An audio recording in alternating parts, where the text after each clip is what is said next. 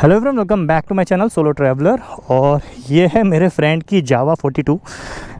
मैंने अपनी इंटरसेप्टर जब परचेज़ की थी तभी भाई ने जावा परचेज़ की थी और इसको हो गए हैं ऑलमोस्ट 6 साल। 2020 में मैंने अपनी इंटरसेप्टर ली थी फैब फर्स्ट वीक में, और भाई ने 2020 में फैब लास्ट वीक में जावा परचेज़ की थी। तो कहानी ऐसी है कि उस टाइम पे मैं जॉब करता था, मेरा बजट नहीं था, तो मैंने ही ये जावा बुक की थी। नई लॉन्च हुई थी, मैंने फ़ोटो देखी थी, मेरे को काफ़ी अच्छी लगी थी। फिर मैंने ये जावा बुक की थी और इसमें 6 महीने की बुकिंग थी उस टाइम पे। उसके बाद में मेरा दिसंबर लास्ट जैन फर्स्ट वीक में इंक्रीमेंट हो गया, तो मैंने बजट बढ़ा लिया अपना और इंटरसेप्टर की टेस्ट राइड ली। पहली बार में मेरे को पसंद आ गई तो मैंने परचेज़ कर ली, और इसका बुकिंग अमाउंट मैंने ऑलरेडी दे रखा था। मेरे फ्रेंड को एक बाइक चाहिए थी जो थोड़ी सी कम बजट में हो, तो मैंने बोला कि मैंने ऑलरेडी जावा बुक करा रखी है। उसने देखा, उसको पसंद आ गई, उसने परचेज़ कर ली। तो 6 साल हो गए हैं और देखते हैं 6 साल बाद क्या हालत है इस बाइक की। तो पॉजिटिव पॉइंट की मैं ज़्यादा बात नहीं करने वाला हूँ इस वीडियो में, क्योंकि इस बाइक का जो 2 पॉजिटिव पॉइंट है सिर्फ, ठीक है, मेजर पॉजिटिव पॉइंट है बट 2 ही हैं। पहला है लुक्स। जिस टाइम पे लॉन्च हुई थी और आज भी जावा की बाइक्स काफ़ी ज़्यादा खूबसूरत लगती हैं, ठीक है। मतलब जिस हिसाब से बनी होती हैं प्रॉपर ऐसा लगता है कि हाँ भाई क्लासिक बाइक है, और बहुत सुंदर लगती हैं देखने में। ये बाइक भी उस टाइम पे मैंने इसीलिए बुक की थी, मेरे को बहुत प्यारी लग रही थी। ये ग्रीन कलर में आई थी, ये थोड़ा सा अलग सा आपका साइड में आपका ये एनालॉग मीटर, वो भी नीचे से रिवर्स टाइप का, हैंडल बार, सीट, टैंक, और उस पर जो टैंक पे पेंट है, ये लाइंस स्ट्रिप्स जो होती हैं यहाँ साइड में, मतलब ओवरऑल देखने में बहुत प्यारी बाइक भाई। तो पहली नज़र में मेरे को बाइक पसंद आ गई, वही था। लेकिन जब मैंने गया और बाइक जब आ गई शोरूम्स में, तब मैं गया तो बैठा, तो मेरी हाइट 6'2" है, मेरे हिसाब से मुझे छोटी लगी। तो मैं थोड़ा सा खटका मेरे को कि लेनी चाहिए नहीं लेनी चाहिए, मेरे ऊपर अच्छी नहीं लगेगी। उसके बाद मैं गया एक जगह टेस्ट राइड लेने, तो वहाँ मुझे इंटरसेप्टर दिखी, मैंने चलाई। पहली नज़र में मुझे प्यार हुआ इंटरसेप्टर से, और उसके बाद फिर 1 महीने बाद मेरे को सैलरी हाइक होगी, मैं खर्च से जाके इंटरसेप्टर अपनी बुक कर दी, और भाई ने फिर मेरे जावा ले ली। तो पहला तो मैंने बता दिया कि लुक्स, भाई बहुत प्यारी बाइक दिखती है जावा की। आज भी जावा की बाइक्स देखोगे, अभी मैं देख रहा था कहीं पे वो खड़ी थी आपकी जावा की जो स्क्रैम्बलर आती है, उसका मैं रिव्यू करूँगा जल्दी। तो भी देखने में पेंट टोंट उसका जो जिस हिसाब से डिज़ाइन करते हैं ना, बहुत प्यारी होती है। दूसरा, राइड क्वालिटी काफ़ी अच्छी है, मतलब क्लासिक लुक में। इसका 323 सीसी का इंजन है, आई थिंक 333 सीसी का इंजन आता है इसका, जो ये जावा आती है। इसके अलावा 350 सीसी वाली भी आती है। एक्चुअली इसका 299 सीसी है, सॉरी, ये जो है जावा 42 इसका 299 सीसी का इंजन है। इसके अलावा 333 सीसी वाली भी आती है जो बॉबर आती है, तो वो चीज़ है, मुझे भी पूरा याद नहीं आ रहा 323 है कि 33 है। तो बट इससे बड़ा इंजन है उसका, बॉबर वाले का। बाकी इसमें आपका 299 सीसी का इंजन आता है, तो अच्छा इंजन है। मतलब अगर आप रेव करते हो तो अच्छा रेव होता है, एंड ठीक ठाक आपको इंजन का एक्सपीरियंस देखने को मिल जाता है। जैसे अभी मैं राइड कर रहा हूँ, तो राइड करने में मुझे कोई प्रॉब्लम नहीं है। तो अगर आप जावा की टेस्ट राइड लेते हो ना, तो भी आपको कोई प्रॉब्लम नहीं लगेगी, आपको चलाने में मज़ा आएगी। बाइक सुंदर बाइक है, चलाने में मज़ा आती है। तो ये 2 हैं इसके पॉजिटिव पॉइंट, और तगड़े पॉजिटिव पॉइंट है। इस वजह से काफ़ी लोग जावा परचेज़ कर लेते हैं। बट अब आते हैं नेगेटिव पॉइंट्स की बात। तो प्रॉब्लम कहाँ फेस करने को मिलती है? प्रॉब्लम फेस करने को मिलती है इसकी क्वालिटी में, कि कंपनी का क्वालिटी कंट्रोल नहीं अच्छा है भाई जावा का।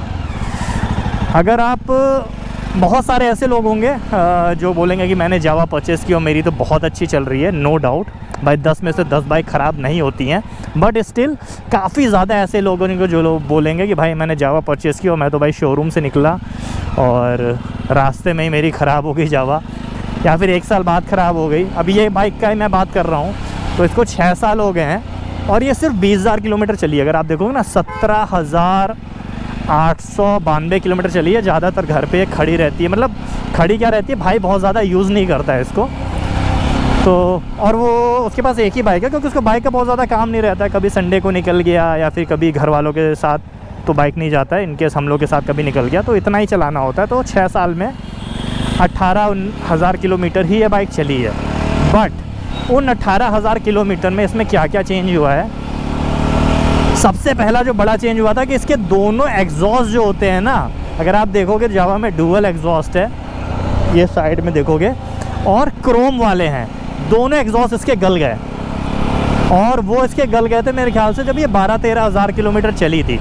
मतलब नीचे आप देखोगे ना, पूरा नीचे दोनों एग्जॉस्ट के छेद हो गया था, पूरा जंग लग गया था, पूरा छेद हो गया था। तो वो एक चीज़ थी कि दोनों एग्जॉस्ट गल गए इसके। तो वो मुझे काफ़ी ताज्जुब हुआ। वो भी काफ़ी, मेरा जो दोस्त है वो भी काफ़ी गुस्सा हो रहा था, कहता भाई यार 12-13 हज़ार किलोमीटर चलाई है गाड़ी मैंने, एकदम नई गाड़ी, एग्जॉस्ट कैसे गल सकते हैं। मैंने चीज़ें पता की तो पता चला कि भाई नमी का कुछ इशू रहता है इस बाइक में। आई थिंक फाइबर ग्लास जो रहता है इसमें, फाइबर ग्लास रहता है या फिर ग्लास का कुछ रहता है जो एग्जॉस्ट के अंदर रहता है, ठीक है। तो वो इसमें ज़्यादा यूज़ किया गया है, तो उस वजह से थोड़ा सा इसका रहता है कि भाई नमी अंदर ले लेता है, तो उस वजह से एग्जॉस्ट में प्रॉब्लम आती है गलने की। तो और लोगों को भी आई है, तो ये एक प्रॉब्लम थी, ठीक है। दूसरी प्रॉब्लम क्या है कि आज इसकी सर्विस हुई है, क्लच प्लेट चेंज हो गए इसके। 17-18 हज़ार किलोमीटर में क्लच प्लेट इसके चले गए। मुझे नहीं लगता इतनी जल्दी जाने चाहिए क्लच प्लेट, क्योंकि देखा जाए तो यार ये रेट्रो बाइक है, और जिस हिसाब से पावर दे रही है 300 सीसी में, वो पावर भी बहुत ज़्यादा नहीं है कि बहुत हाई कंप्रेशन पे आपको चलाना पड़ेगा। लिक्विड कूल इंजन है, और फ्रेंड मेरा जो चलाता है वो भी बहुत रफ़ नहीं चलाता है, वो स्लो ही बाइक चलाता है, और जिस हिसाब से चली आप देख ही रहो। तो क्लच प्लेट इसका चेंज हो गया। तो ये कुछ इश्यूज़ मेरे को लगे कि भाई जिस हिसाब से बाइक है उस हिसाब से काफ़ी मतलब अच्छा एक्सपीरियंस तो नहीं रहा, मैं वो ये बोल सकता हूँ। तो यही कुछ चीज़ें थी जो मेरे को शेयर करनी थी कि भाई अगर कंपनी इसके क्वालिटी कंट्रोल पे थोड़ा ध्यान दे जाए, थोड़ा सा इसकी बिल्ड क्वालिटी हो गई, इंजन की हो गई, छोटी मोटी चीज़ें, मेरे ख्याल से ज़्यादातर इश्यूज़ तो इसकी बिल्ड क्वालिटी और इंजन को लेके ही आ रहे हैं। बाकी चलाने में और देखने में तो बाइक बहुत अच्छी है। तो ये कुछ इश्यूज़ हैं जो मुझे लगता है कि कंपनी को ध्यान देना चाहिए अगर उनको इंडियन मार्केट में बने रहना है, क्योंकि यार क्वालिटी मैटर्स अलॉट। अगर आपकी बाइक कितनी भी सुंदर दिख रही हो, कितनी भी अच्छी चलाने में हो, अगर हर सर्विसिंग में उसमें कोई ना कोई दिक्कत आ रही है, मेजर खर्चे करने पड़ जा रहे हैं आपको कम चलाने में, तो भाई आपने तो ले लिया, आप अपने किसी दोस्त को तो रिकमेंड नहीं करोगे, ठीक है। और यही सारी चीज़ें हैं। ऐसे ही मेरा एक फ्रेंड है, उसके पास भी जावा थी, उसने YSD ली थी एक्चुअली। जावा YSD BSA एक ही चीज़ है, तीनों सेम ही कंपनी बना रही है इंडिया में और सोल्ड कर रही है, एक ही शोरूम में बिकती हैं, बस ब्रांड नेम अलग कर रखा उन्होंने। तो उसने BSA ले रखी, सॉरी हाँ, उसने YSD ले रखी थी, YSD जो 42 आती थी, YSD 42, हाँ YSD 42 वाली उसने ले रखी थी। तो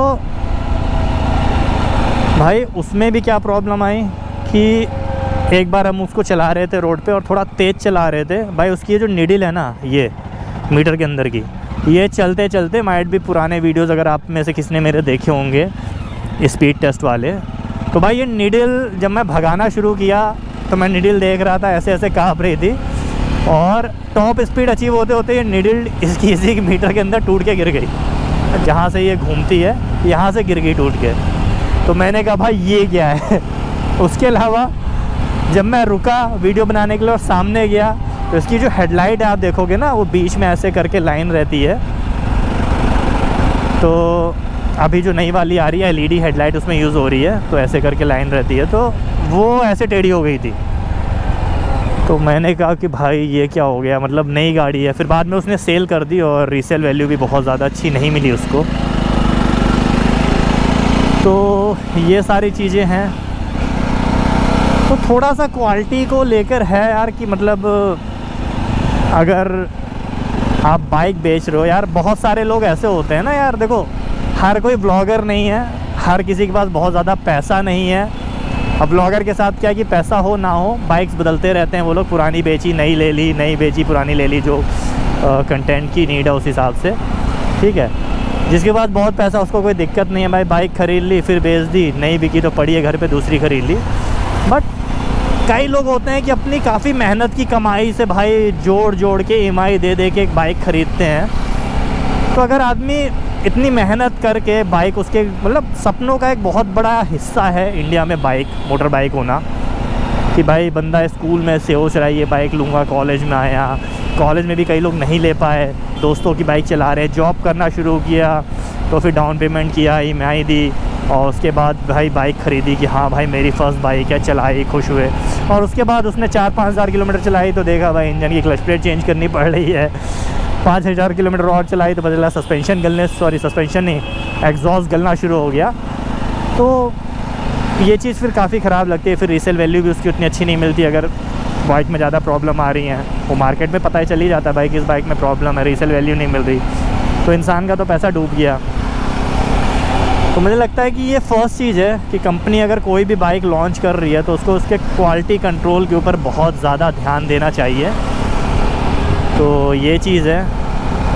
बाकी आप लोग बताना ओवरऑल, मैंने बोला था पॉजिटिव चीज़ें क्या है, नेगेटिव चीज़ें क्या हैं। तो पॉजिटिव यही है कि भाई देखने में बहुत सुंदर होती हैं जावा की बाइक्स, चाहे जावा ले लो, चाहे SD ले लो, चाहे BSA ले लो, तीनों ही बाइक्स देखने में टोटली पीस ऑफ आर्ट, बहुत प्यारी रहती हैं। जिस हिसाब से पेंट वो लोग करते हैं, जिस हिसाब से ग्राफिक्स देते हैं, जिस हिसाब से डिज़ाइन करते हैं बाइक को, बहुत खूबसूरत बाइक बनाते हैं वो लोग। और चलाने में भी अच्छी होती है। अभी तक मैंने जितनी चलाई है, चाहे BSA मैंने चलाई है, चाहे जावा 42 चलाई है, चाहे आपकी SD चलाई है, चाहे जो SD की नई रोस्टर आई है, वो सारी बाइक भी आप देखो मेरे वीडियोस में, तो मैं चलाता रहता हूँ उनको। तो चलाने में मुझे कभी कोई प्रॉब्लम नहीं हुई। इंजन अच्छा रेव करता है, ब्रेकिंग अच्छी काम करती है, सस्पेंशन अच्छे काम करते हैं, कंफर्ट अच्छा रहता है। प्रॉब्लम आती है जब आप उसको रेगुलर यूज़ करना शुरू करते हो, साल भर 1.5 साल में, तो क्वालिटी कंट्रोल वाली है, तो क्वालिटी का इशू आता है और वो एक बहुत बड़ा डिसपॉइंटमेंट होता है। तो ये सारी चीज़ें हैं।